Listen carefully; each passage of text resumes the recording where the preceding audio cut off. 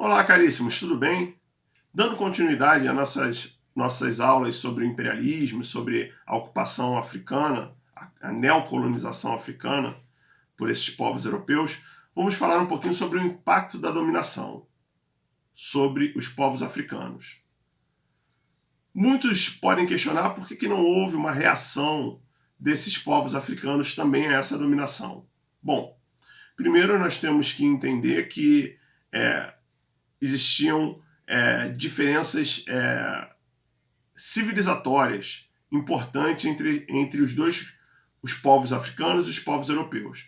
E essas diferenças, elas inclusive tinham como desdobramento diferenças bélicas.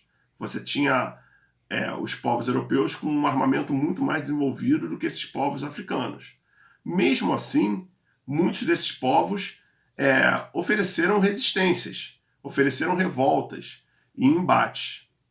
E um outro ponto também que cabe destacar foi que muitos europeus que já tinham contato com alguns grupos africanos, alguns líderes de alguns povos, acabam firmando essa aliança em troca da dominação completa do território. E, é claro, em troca de benefícios financeiros e benefícios outros mais por ambas as partes. Né?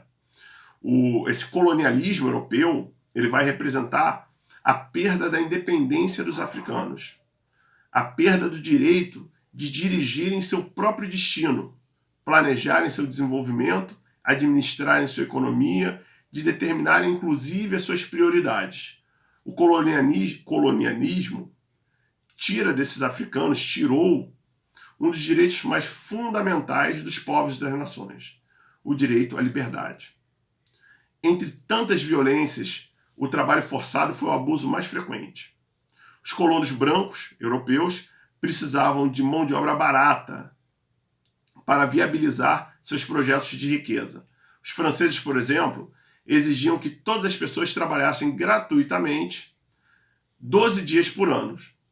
Os belgas exigiam 40 horas por mês de trabalho gratuito. Os ingleses, 5 meses ao ano. Em troca, eles diziam que estavam civilizando, oferecendo a civilização europeia para esses povos. Era o discurso ideológico. Além disso, os europeus cobravam impostos das civilizações nativas, provocando reações e revoltas, como a ordem e o controle deveriam ser mantidos a qualquer custo.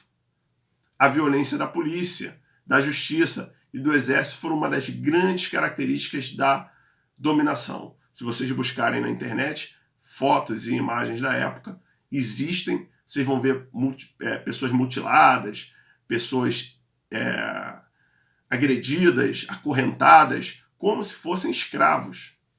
No momento que a Europa inteira já não tinha mais escravidão e se defendia, era totalmente contra, falava-se em civilização, falava-se em todo o ser humano, valorização humana, e você tendo essa ação europeia na África.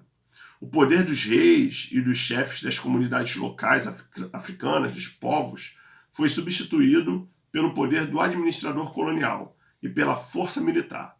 A adaptação ao modo de vida europeu modificou vários costumes tradicionais africanos, principalmente nos centros urbanos, onde a presença do colonizador era mais forte. Também com a justificativa de superioridade racial, cultural e civilizatória, as potências europeias vão adotar políticas de segregação. Os africanos eram excluídos de participar como cidadãos da vida colonial, enquanto os europeus moravam em bairros bem estruturados, com hospitais, escolas, clubes e todas as facilidades da vida moderna. Já os africanos era reservada a servidão, a miséria, a humilhação e bairros especiais. Isso foi muito forte, que isso vai durar até o século XX. Né? Na verdade, até o século XXI. Quando você vai em alguns países, você vê que tem bairros extremamente nobres e fechados dentro de algumas cidades, em detrimento de outros, que são abandonados praticamente, segregados daquelas benesses. Em paralelo com a dominação física, econômica, administrativa, você tem a dominação cultural. Os africanos também foram submetidos a essa violenta dominação, esse tipo de dominação muito violento, sendo obrigados a utilizar vestimentas europeias, cultuar a religião cristã, se expressar no idioma dos conquistadores, deixando seus dialetos de lado, né? Isso tudo faz com que muitos desses povos percam a sua identidade. E ainda que houvesse tentativas de resistência, tentativas de manutenção, algumas até bem-sucedidas, mas de forma geral tudo isso era feito com uma desproporcionalidade de força muito grande. Esses povos acabavam pagando muito caro por essa tentativa de manutenção da sua identidade, da sua liberdade e das suas independência, soberania territorial. Um abraço e fiquem bem.